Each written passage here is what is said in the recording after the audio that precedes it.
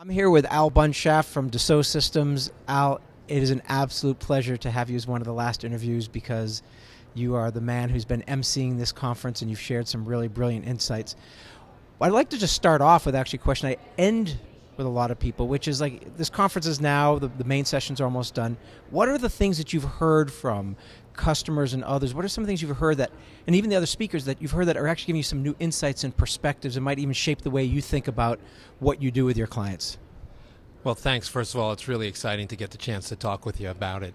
And it's been a great couple days. So I'm thinking about where I need to begin to answer that question, because I think we've had a lot of really insightful customer sessions, ranging from what people might consider a traditional customer of ours, Bell Helicopter, talking about really the complete transformation of their IT infrastructure and why PLM is such an important foundation to that for them. That's what I'd call maybe the expected when people come here to our conference. But if you just reel further forward in that day, we had a spectacular panel of 4 customers that came from all different industries, and I think that was really one of the very enlightening things.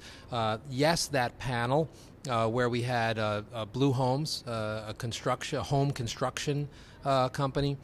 We had a high-tech semiconductor device manufacturer, KLA Tencor. So we had, companies from all different industries. We had an apparel manufacturer, Benetton, talking.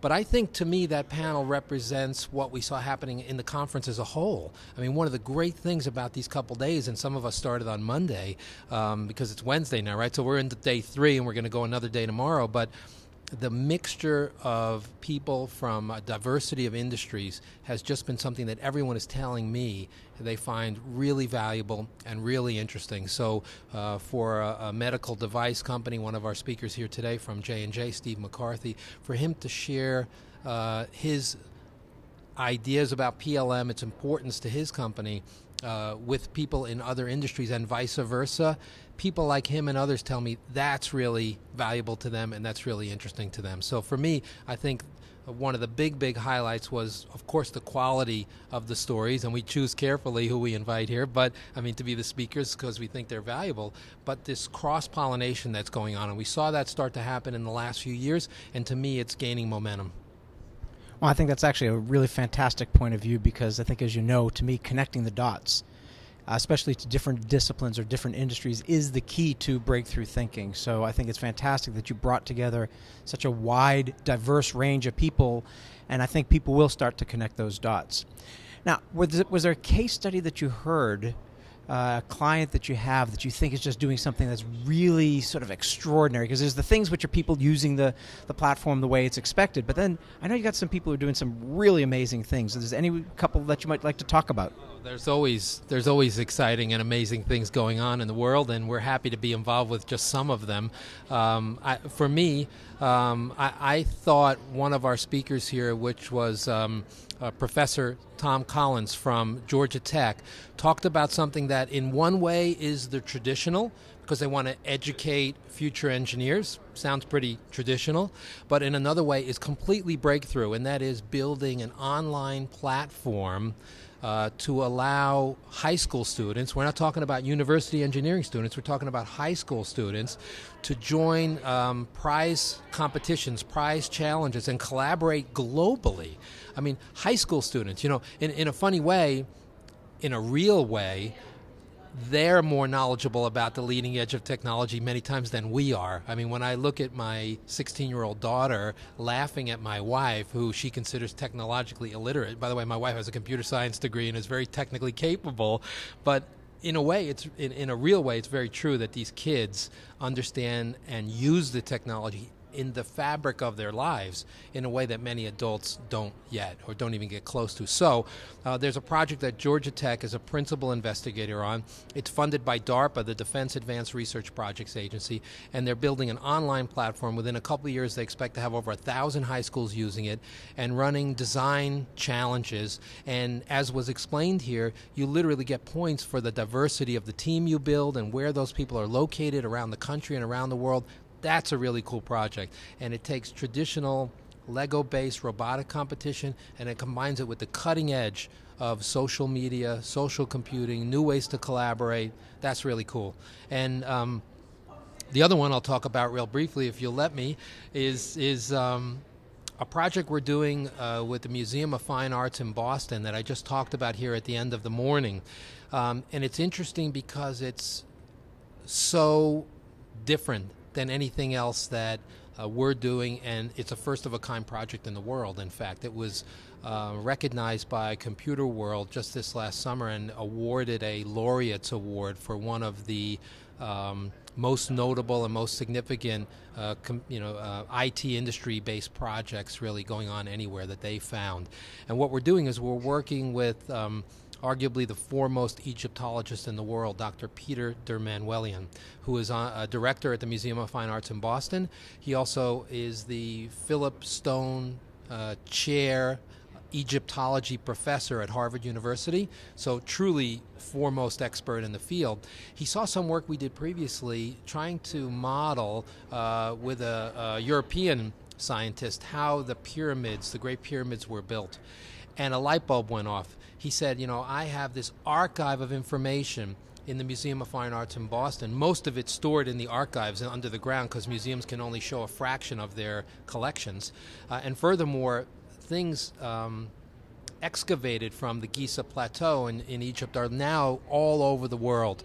And what we're doing with Professor Dermanwelian is building a virtual Giza Plateau, how the Giza Plateau was 2,000, 3,000 years ago, how no one living today has ever seen it, and putting all the artifacts back in this virtual world. And now researchers are using it to better understand the plateau, to try to understand things they don't yet understand. Why are the tombs where they are? Who's in them? Why are they located in a certain configuration? And for the first time ever, students are using virtual reality technology now. His students at Harvard University are brought into a VR lab that's actually the property of the Department of Geosciences, because Egyptologists don't use virtual reality, but they are now, and they're teaching students using this. So it's incredibly cool. It uses the leading edge of our technology. It's opening new doors to researchers in terms of exploring and understanding the world that they're trying to understand. And the most recent step that was taken is Dr. Dermanwelian reached out to his peers around the world, and they're all contributing their information to this same project. And we're truly recreating that plateau. And with what's gone on in Egypt, sadly, in the last year or so, we can even more, I'll say, powerfully understand the value of what we're referring to as digital heritage preservation, putting these artifacts back in this world in an assembled fashion, and it's very cool, and I'm sure you're going to hear a lot more about it in the coming years. What I find so striking is that when I ask you for your favorite examples, it wasn't automotive, it wasn't aerospace, or it wasn't retail. It's actually things which are very social in nature. I mean, education and museums. Can you say a little bit about where you think you're going in terms of the impact on the world at large rather than just the business world? Because obviously you have the business roots. But I see so much more about what you're doing and where you're going. I'd love just to get sort of your vision of where you think you might be in the future. Well, I chose those examples because I want you and people to realize that it isn't just about what I say, trains, planes, and automobiles. It's much, much more than that. 3D is the world we live in. 3D is an incredibly powerful media.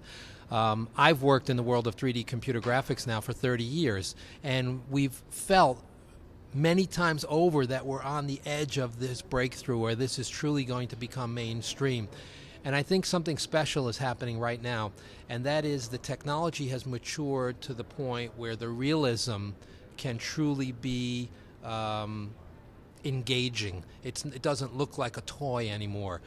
We can take the technologies, many of them came from the world of gaming, many of them come from the digital precision and engineering precision that our tools bring, and we can create truly realistic experiences, so-called virtual universes. The other thing that's happening is this world of collaboration and social media tools is opening up new ways of working.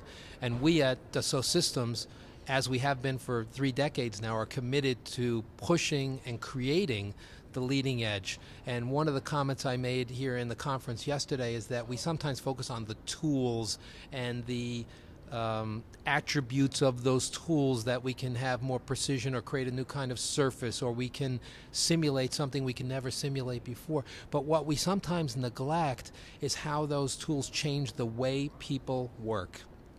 Those tools have profoundly changed the way people work. They've gone literally from drafting tables to everything being done digitally, to cars and planes being developed with no prototyping, only what they now refer to as verification models in many cases. Well, we're on that same cutting edge of, I believe, changes in the way people work because of the online world that we've created, because of the tools that the online world makes possible. And so I think what the next major change or major evolution is going to be around the tools and what they've made possible, but combining that with new ways of working. And the social media really revolution is at the forefront of that, I think. Well, I have to say, this is just sort of like mind-boggling for me. You know, one of the questions that's always in my mind is like, what's possible with what a company's doing? And in most cases, it's not that exciting what you're doing. What's possible really is just extraordinary. So thank you for your time, and thank you for everything you're doing, and I look forward to seeing what happens over the next few years. Terrific. Thank you for speaking with me. I appreciate it.